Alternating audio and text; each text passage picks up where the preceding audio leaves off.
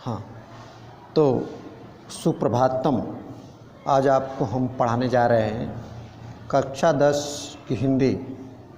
तो आज हम आपको बताने जा रहे हैं कि हिंदी साहित्य के महाकवि कवि सूरदास जी, जो वात्सल रस और श्रृंगार रस के श्रेष्ठ कवि कहे जाते हैं, इनकी कविता में कृष्ण के बाल सुलभ जीवन और उनकी सौंदर्य के बारे में अपनी लेखनी को प्रमुखता दी है और अपने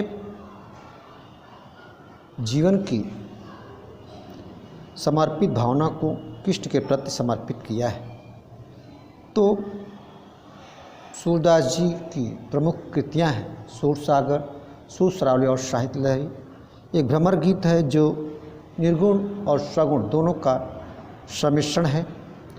और इस प्रकार से हम कह सकते हैं कि विश्व साहित्य में सूरदास की एक अक्षय निधि, एक अक्षय काव्य है जो वात्सल रस माता और बेटे के बीच में एक गहरी संवेदना, ममत्व भाव को प्रकट करते हैं।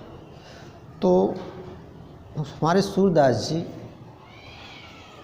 जो कृष्ण के प्रति समर्पण भाव रखते हुए उनके बाल जीवन का वर्णन किया है। अब आपको उनकी काव्य भाषा ब्रजभाषा है, उनकी काव्य भाषा जो है एक साहित्य की सरस भाषा मानी जाती है।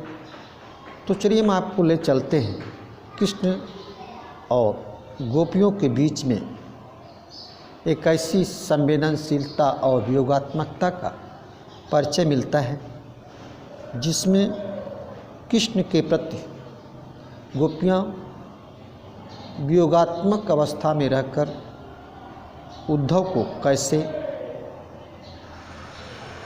समझाती हैं, बताती हैं, अपने वियोग को बताती हैं और क्या क्या उद्धव को अवहेलना देती हैं। तो सुनिए, उद्धव तुम हो अति बड़ भागी। उद्धव जो कि श्री कृष्ण के परम मित्र हैं, निर्गुण निराकार के उपासक, वे कृष्ण को भगवान नहीं मानते, वे सखा मानते हैं।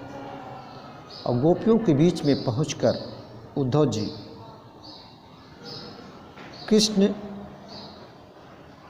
को भूल जाने और निर्गुण निराकार के प्रति समर्पित होने का भाव बताते हैं।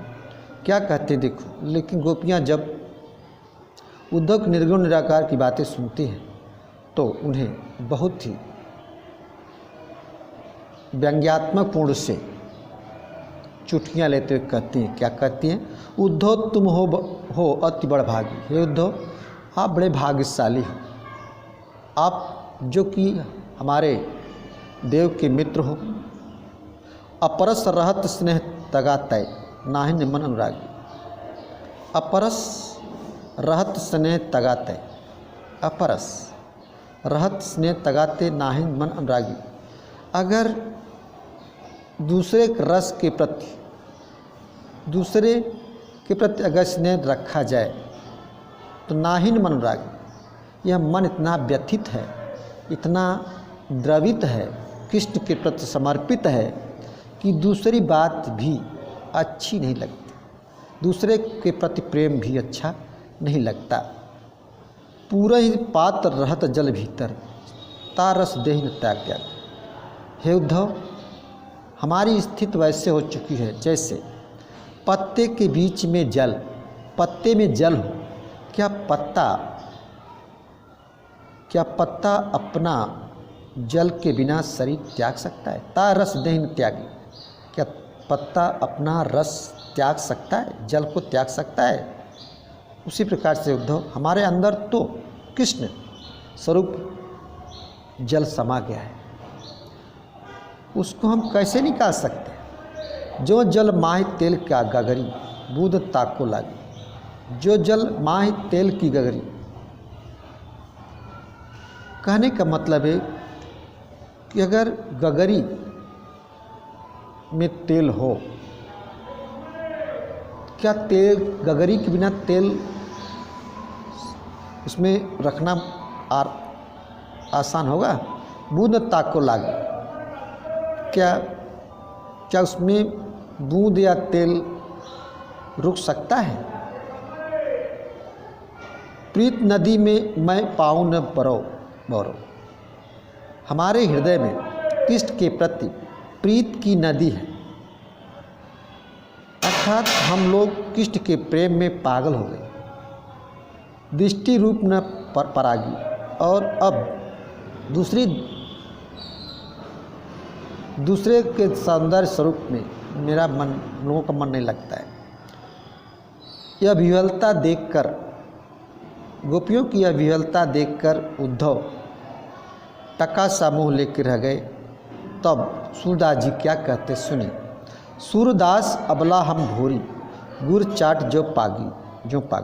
सूरदास जी कहते हैं, गोपियाँ कृष्ण से बताती हैं, हे उद्धव, हम लोग अबला हैं, अत्यंत भोरी हैं, कृष्ण के प्रति समर्पित हैं, उनके बिना हमारा जीना अधूरा है। उसी प्रकार से जैसे गुर चाट जो पागी, चाट जिस प्रकार से चींटियाँ गुर के प्रति आकर्षित हो जाएं, तो क्या उनका त्याग कर सकती है? अर्थात कभी नहीं। उसी प्रकार से उद्धव, कृष्ण के प्रति मेरा प्रेम है, समर्पण है, वह कभी समाप्त नहीं हो सकता। इसलिए हम लोग कृष्ण के बिना जीवित नहीं सकते। फिर यहाँ इस पद में गोपियाँ और कृष्ण के प्रति प्रेम वियोग की पराकाष्ठा को दिखाया गया है। चलिए आगे चलते हैं। आगे है, मन की मन ही माज रही, कहिए जाय कुपे उद्धव नाय परत के। अवधि आधार आवस आवन की तन मन बिथा सही। अब इन जोग संदेश सुन बिरहन बिरह दही। चाहत हु तो गुहार जितहि, तय धार बही। सूरदास अब धीर धरहि, क्यों मर्यादा न रही। यहाँ पर उद्धव को गोपियाँ पुनः समझाती है। क्या कहती है? उद्धव बेचारे गोपियों का वियोग संदेश सुन करके एकदम निर्वाक हैं, क्या करें। कहती है, मन की मन ही बा माज रही। हे उद्धव, मन ही मन कृष्ण के प्रति अपने को समर्पित कर दिया है। कहिए जाए कौन पे उद्धव। हे उद्धव, आप जा करके,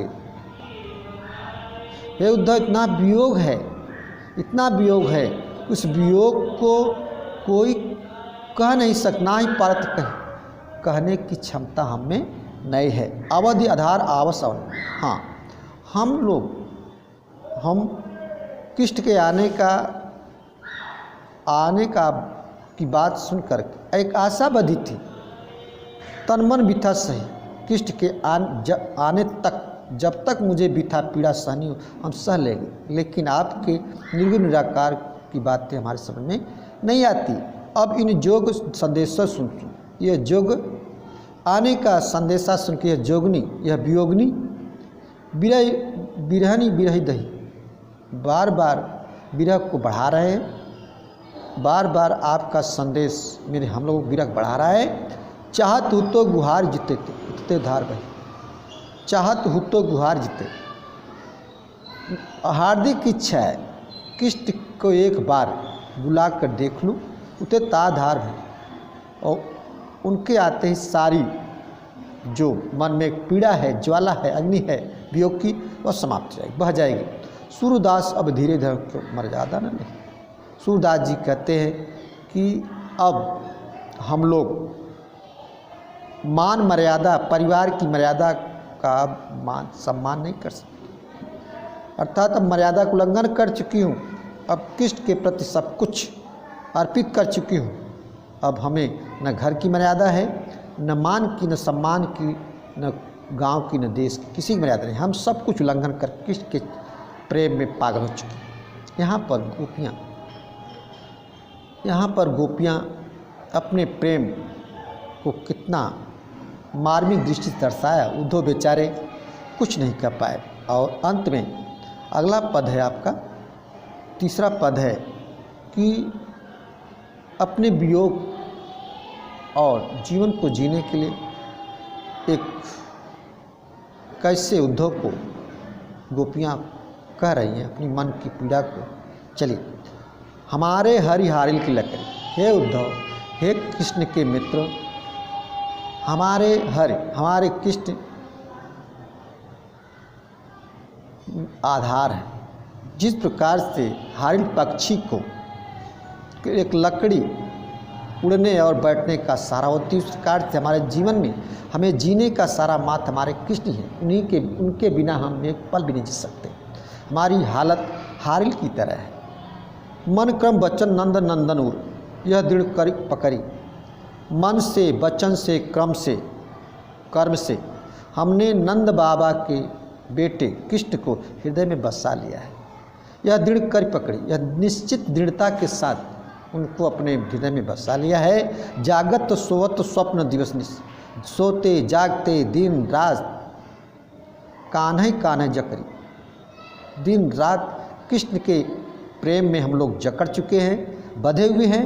सुनत जोग लागत है सो जोग करुई ककुई। सुनत जोग, आपके निर्गुण निराकार की बातें सुन करके बड़ा बुरा लगता, जैसे ककड़ी, कड़वी ककड़ी लगती हो, ऐसी आपकी वाणी आपके निर्गुण की बात सुन करके हमारे वियोग को बढ़ावा देती है, हमारे वियोग को और बढ़ा देती है और बड़ी कड़वी लगती है आपकी बातें निर्गुण की।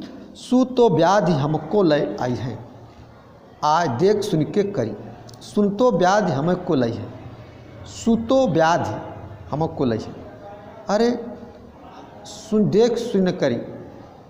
जिस प्रकार से बहेलिया पक्षियों को मारने के लिए आता है, उसी प्रकार से अगर कृष्ण बहेलिए की तरह मुझे दर्शन, हम लोग दर्शन दें, भले उनके आते ही हम लोग मर जाएं, मारे जाएं, कोई चिंता नहीं। तो सूरदास जी कह रहे व्याधि, यह तो सूर तिन्हीं ले सौंपो जिनके मन चाकर। सूरदास जी गोपियों की उस विरह भावना को अंतिम चरण में दिया है। कैसे देखिए, सूरदास जी कहते हैं सूर तन ही ले सौंपो जिनके मन चकरी। सूरदास जी बता रहे गोपियाँ इतनी वियोग में तड़प रही है, गोपियों को हार्दिक इच्छा है कि कृष्ण जिनके मन चकरी, अर्थात यह मन तो मात्र कृष्ण के प्रति दास हो चुका है, गुलाम हो चुका है, उनकी गुलामी करना चाहता है, उनके प्रति समर्पित होना चाहता है। अब वही तो हमारे जीवन के आधार है। जिस प्रकार से हारिल के उड़ने और बैठने के लिए लकड़ी, सूखी लकड़ी की आवश्यकता होती, इस प्रकार से हमारे जीवन में दिन रात, सुबह शाम जीने, चलने फिरने, वियोग, सब कुछ कृष्ण ही है। अगला देखिए, अब उद्धव को गोपियाँ कैसे